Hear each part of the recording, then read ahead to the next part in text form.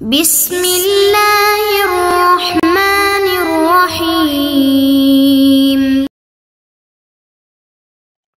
اعوذ باللہ من الشیطان الرجیم، بسم اللہ الرحمن الرحیم، وبہ نستعین۔ ہماری گفتگو موانع ارث میں سے دو معنی پڑھ چکے، کفر اور قتل، تفصیل بھی ان کی بیان ہو چکی۔ آج تیسرا معنی آپ پڑھ رہے ہیں، البتہ یہ مکمل تیسرا معنی نہیں پڑھیں گے، اس کا کچھ حصہ پھر اگلے درس کے لیے بھی رہے گا۔ وہ یہ ہے کہ جناب وارث جو ہے وہ رق ہو یعنی وہ کسی کا زر خرید عبد ہو یا کنیز ہو، تو رقیت بھی معنی ہے وارث بننے سے۔ اچھا، اب فرماتے ہیں کہ مورث بھی اگر رق ہو تو کہتے کوئی فرق نہیں ہے، مورث رق ہو یا آزاد ہو، دونوں صورتوں میں وارث جو رق ہوتا ہے وہ وارث نہیں بن سکتا۔ تو اگر میت کے دو طرح کے وارث ہیں، کچھ آزاد ہیں اور کچھ کسی کے عبد ہیں، تو آزاد میراث اٹھائیں گے اور جو عبد ہیں وہ میراث نہیں اٹھائیں گے۔ اب فرماتے ہیں کہ ایک طرف اس کا جو ہے بیٹا وہ عبد ہے، اور دوسرا ضامن جریرہ جس کا کوئی اس کے ساتھ رشتہ نہیں ہے، صرف ضمانت جریرہ والا عقد اس کے ساتھ باندھا تھا، کہتے ہیں تو بھی وہ وارث بنے گا اور کوئی نہیں بنے گا۔ اب فرماتے ہیں کہ اگر مرنے والے کا بیٹا عبد ہے لیکن پوتا آزاد ہے، اسی عبد کا بیٹا کسی طریقے سے آزاد ہو گیا، تو وہ میت کا بیٹا عبد ہے، پوتا آزاد ہے، تو بیٹے کے ہوتے ہوئے پوتا میراث اٹھائے گا؟ کہتے ہیں بالکل اٹھائے گا، کیونکہ جب اولاد نہ ہو یا اولاد میں کوئی رکاوٹ ہو کہ وہ وارث بن سکے تو پھر اولاد الاولاد وہ وارث بنیں گے۔ اس کے بعد پھر فرماتے ہیں کہ اگر کوئی عبد ایسا ہے جو مبعض ہے،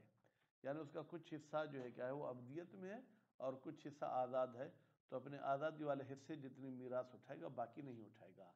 مثلا 100 روپیہ اس کو میراث ملنی تھی اگر فل آزاد ہوتا، لیکن اب چونکہ فل آزاد نہیں ہے، آدھا آزاد ہے، تو اب اس کو 50 روپیہ ملے گا، باقی اس کے پھر دوسرے وارثوں کو ملے گا۔ فرض کریں میت کا ایک بھائی ہے ایک بیٹا ہے،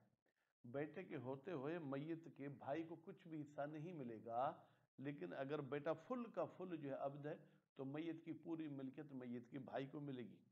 اور اگر میت کا بیٹا آدھا آزاد ہے اور آدھا عبد ہے تو پوری ملکیت میں سے آدھا بیٹے کو ملے گا، آدھی ملکیت جو ہے کس کو ملے گی؟ میت کے بھائی کو ملے گی۔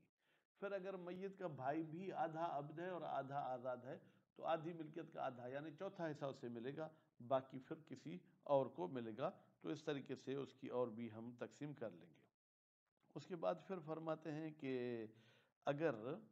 اس بندے کے موت کے بعد اس کی اولاد جہاں کہیں رق تھی انہوں نے آزاد کر دیا، بھائی چلو ابھی تمہارا بابا آزاد مر گیا ہے، ابھی ہم تمہیں آزاد کر رہے ہیں، تو کہتے ہیں ان کی آزادی اسلام کافر کی طرح ہے۔ قسمت مال سے پہلے آزاد ہوئے حصے دار ہوں گے، قسمت کے بعد آزاد ہوئے تو حصے دار نہیں ہوں گے، اور اگر کچھ مال تقسیم ہو چکا ہے اور کچھ تقسیم نہیں ہو چکا تو جو مال تقسیم ہو چکا ہے اس میں یہ حصے دار نہیں بنیں گے، اور جو تقسیم نہیں ہوا ہے اس میں وہ حصے دار بنیں گے۔ تو وہی بحث جو کافر والی تھی وہ پوری کی پوری بحث یہاں آزادی میں آپ لے آئیں گے۔ تو ابھی ہم چلتے ہیں جناب عبارت ثالثھا، یہ ثالثھا کی ضمیر جائے گی موانع کی طرف، ان موانع میں سے تیسرا معنی جو ہے رق و رقیت ہے، وہ مانع من الارث،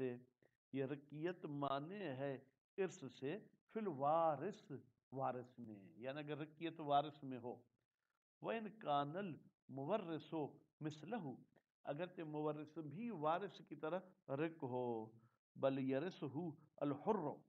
بلکہ اس مورث کا وارث بنے گا وہ بندہ جو آزاد ہے، وَإِنْ كَانَ، اگرچہ وہ آزاد کیا ہے؟ ضامن جریرۃ، ضامن جریرہ ہو، دون رق، رق اس کا جو وارث نہیں بنے گا، وَإِنْ كَانَ وَلَدًا، اگرچہ وہ رق اس میت کا بیٹا ہی کیوں نہ ہو، وفی المورث، اور اگر مورث بھی رق ہے تو پھر کیا ہوگا؟ فلا یرث فلا یرث الرق قریبہ الحر، پس اس رق کا وارث نہیں بنے گا اس کا نزدیکی رشتہ دار، اگرچہ بیٹا ہی آزاد کیوں نہ ہو۔ وَإِن قُلْنَا بِمِلْكِهِ، اگرچہ ہم قائل بھی ہو جائیں کہ مورث یعنی جو کہ عبد تھا وہ مالک بن سکتا تھا، تو بھی اس کے مال کا وارث اس کے رشتہ دار نہیں بنیں گے، بل مالہ، بلکہ اس مورث جو کہ رق تھا اس کا مال لمولا، اس کے مولا کا مال ہوگا، بحق الملک، ملکیت کی وجہ سے، لا بالارث، یہاں پر ارث کا عنوان فٹ نہیں آئے گا، مطلقہ، مطلقہ کا مطلب یہ ہے کہ وہ جو رق ہے، چاہے وہ رق جناب جو ہے خالصتاً رق ہو یا خالصتاً رق نہ ہو، یا یوں کہیں کہ مدبر ہو کوئی ہو۔ وَلَوْ كَانَ لِرَقِيقِ وَلَدٌ الْمَيِّتِ، اب یہ کیسے پڑھیں گے؟ فرماتے ہیں وَلَوْ كَانَ لِرَقِيقِ،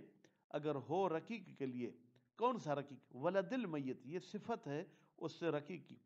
وہ بندہ جو میت کا بیٹا ہے، ولدن، ولدن اسم کان کا، یعنی اگر اس بندے کا کوئی بیٹا ہو جو کہ آزاد ہے، ورث جدہ، تو یہ بیٹا اپنے جد کا وارث بنے گا، دادا کا وارث بنے گا۔ کیوں؟ لوجود المانع فیہ، اس لیے کہ بیٹے میں تو مانع ہے رقیت دونہ، لیکن پوتے میں کوئی جو ہے کیا ہے جناب مانع نہیں ہے۔ ولا یمنع برق ابی ہے، اگر کوئی شخص کہے کہ پوتے کا باپ تو رق ہے، تو باپ کے رق ہونے کی وجہ سے پوتا بھی حصہ نہیں اٹھے گا، کہتے نہیں، باپ کی رقیت معنی نہیں بنے گی۔ وَكَذَا الْكَافِرُ وَالْقَاتِلُ، اسی طریقے سے اگر کوئی بندہ مر گیا، اس کا بیٹا کافر ہے، اس کا پوتا مسلمان ہے، تو پوتا اس کا وارث بنے گا، بیٹا وارث نہیں بنے گا۔ اسی طریقے سے اگر کسی بندے کو اپنے بیٹے نے قتل کیا تھا، اس قاتل کا بیٹا موجود ہے جو کہ غیر قاتل ہے، یعنی مقتول کا پوتا، تو پوتا وارث بنے گا۔ لا یمنعان، یہ کافر اور قاتل دونوں منع نہیں کریں گے، من الارث، ارث سے، من اس بندے کو، اس انسان کو، یتقرب بہما، جو میت کے قریب ہوتے ہیں اس کافر اور قاتل کے ذریعے، لانتفاء المانع منہ، منہ کی ضمیر جائے گی من کی طرف، اس لیے کہ اس قریب جو پوتا وغیرہ ہے اس میں کوئی مانع نہیں ہے، دونہما، جبکہ کافر میں اور قاتل میں مانع ہے۔ اگر کسی کا وارث جو ہے کہ وہ مبعض ہو، مبعض کسے کہتے ہیں؟ اے من تحرر بعضہ وبقی بعضہ رقا، جس کا کچھ حصہ آزاد ہے اور کچھ حصہ جو ہے کہ وہ رق ہے۔ یرثو، یہ مبعض وارث بنے گا، بقدر ما فیہ من الحریت، جتنا یہ آزاد ہے، اگر چوتھا حصہ آزاد ہے تو اس کو 100 روپیہ ملنا تھا تو اب 25 روپے ملیں گے، آدھا آزاد ہے تو 50 ملے گا، 3 حصے آزاد ہیں تو 75 ملیں گے۔ وَيُمْنَعُ مِنَ الْإِرْثِ، اور اس مبعض کو منع کیا جائے گا ارث سے، بقدر رقیت، جتنی مقدار میں یہ رق ہے۔ فَلَوْ كَانَ لِلْمَيِّتِ وَلَدٌ نِصْفُ حُرٍ، اگر کسی میت کا بیٹا ہو جس بیٹے کا آدھا حصہ آزاد ہے، آدھا رق ہے، وَأَخٌ حُرٌ، اور اس کا ایک بھائی ہے جو فل آزاد ہے، فَالْمَالُ بَيْنَهُمَا نِصْفَانِ، تو مال اس میت کے بھائی اور بیٹے کے درمیان آدھا آدھا تقسیم ہوگا۔ وَلَوْ كَانَ نِصْفُ الْأَخِ حُرًّا، اگر بھائی کا بھی آدھا حصہ آزاد ہے آدھا حر ہے، تو پھر کیا ہوگا؟ ایزن بھی، یعنی جیسے بیٹا آدھا آدھا تھا، فَلِلْإِبْنِ النِّصْفُ، تو بیٹے کو تو آدھا حصہ ملے گا، وَلِلْأَخِ الرُّبُعُ، اور بھائی کو چوتھا حصہ ملے گا، وَالْبَاقِي لِلْعَمِّ الْحُرِّ، اگر اس میت کا کوئی چچا ہے جو کہ آزاد ہے تو باقی چوتھا حصہ مال اس کو ملے گا۔ ان کان،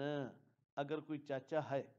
فلو کان نصف حرن، لیکن اگر چچا کا بھی آدھا حصہ آزاد ہے اور آدھا حصہ عبد ہے، تو فل آزادی کی صورت میں چچا کو چوتھا حصہ مل رہا تھا، اب آدھا حر آدھا آزاد ہے، فلہ سمنو، تو اس چچا کو 8واں حصہ ملے گا،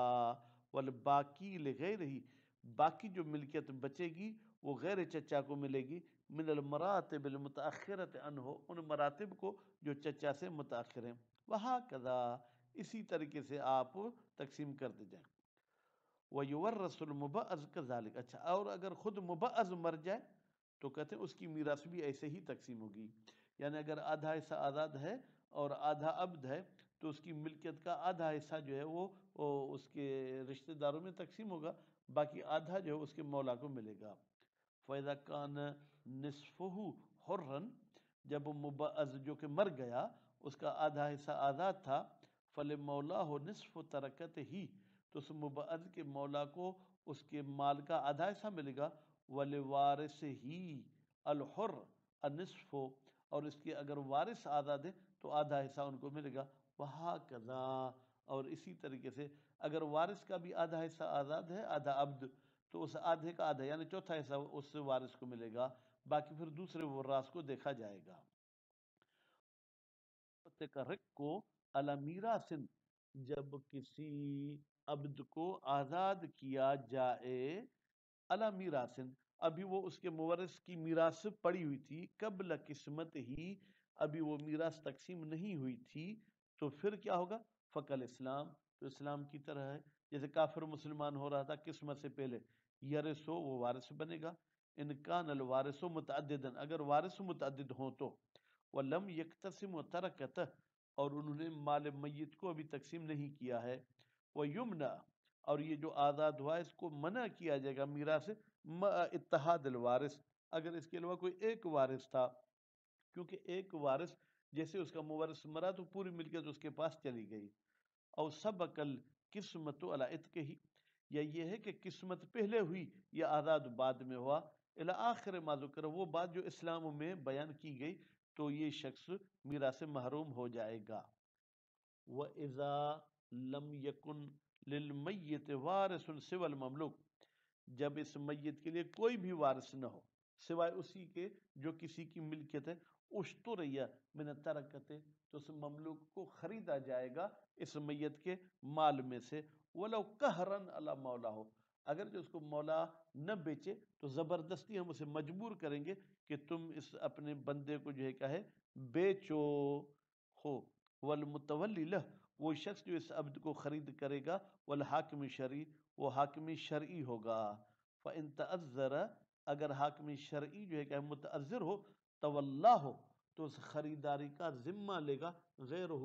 غیر حاکم شرع کفایتاً، یہ واجب کفائی ہے، یعنی کوئی ایک مومن یہ کام کرے گا، فَأُعْتِقَ، خرید ہو جائے گا، اس کے بعد پھر اس کو آزاد کیا جائے گا، وَوَرِثَ بَاقِیَ تَرَکَتِهِ، اگر اس میت کا باقی کچھ مال بچا ہے جو اس کی قیمت ادا کرنے کے بعد تھا وہ اس کو ملے گا۔ اب ان کا نہ رکو للمیت، یہ جو عبد تھا چاہے میت کا باپ ہو، او ولدن، چاہے میت کا بیٹا ہو، او غیر میت کا بھائی ہو، من الانصاب، جو نسبی رشتے ہیں، علی الاشہر، اما الابوان والاولاد فموضع وفاق، کہتے ہیں بھائی یہ ماں باپ اور اولاد کے بارے میں تو یہ اتفاق ہے کہ ان کو خریدا جائے گا، ان کے بارے میں کوئی اختلاف نہیں ہے، ٹھیک ہے، وَبِهِ نُصُوصٌ كَثِيرَةٌ، اور اسی کے بارے میں بہت ساری روایت ہیں، لیکن ابوان اور اولاد کے علاوہ دوسروں کو خریدا جائے گا یا نہیں خریدا جائے گا وہ انشاءاللہ اگلے درس میں ہم پڑھیں گے۔ صلی اللہ علیہ محمد و آل محمد۔